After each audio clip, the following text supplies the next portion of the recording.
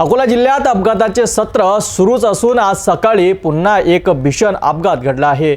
अकोला-अंजनगाव मार्गावर झालेल्या या भीषण अपघातात सुदैवाने जीवितहानी झाली नसली तरी मात्र मोठ्या प्रमाणात वित्तहानी झाली आहे।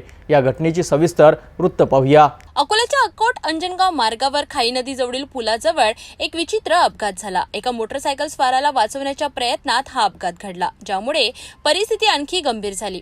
रस्त्याच्या कडेला एका कॉम्प्लेक्स समोर विटांचा ढिगारा पडलेला होता। याच दरम्यान भरधाव वेगात आलेल्या एका ट्रक चालकाने समोर अचानक आलेल्या मोटरसायकल स्वाराला वाचवण्याचा प्रयत्न केला, परंतु हा प्रयत्न करताना ट्रक चालकाचे नियंत्रण सुटले आणि ट्रक थेट रस्त्याच्या कडेला असलेल्या विटांच्या ढिगाऱ्यावर आणि तिथे उभे असलेल्या एका ट्रॅक्टरला धडकला। या धडकेत विटांचा ढिगारा रस्त्यावर मोठ्या प्रमाणात पसरला, ज्यामुळे वाहतुकीला अडथळा निर्माण झाला। तसेच कॉम्प्लेक्स समोर उभे असलेल्या ट्रॅक्टरचे प्रचंड नुकसान झाले। सुदैवाने या भीषण अपघातात कोणतीही जीवितहानी झाली नाही, मात्र परिसरातील नागरिकांमध्ये भीतीचे वातावरण निर्माण झाले। या घटनेमुळे रस्त्याच्या कडेला साहित्य ठेवण्याच्या सुरक्षिततेचा प्रश्न पुन्हा एकदा ऐरणीवर आला आहे।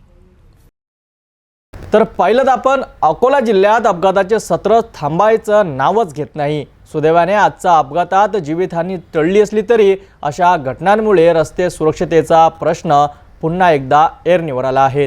प्रशासनाने यावर तातडीने उपाययोजना करणे गरजेचे आहे।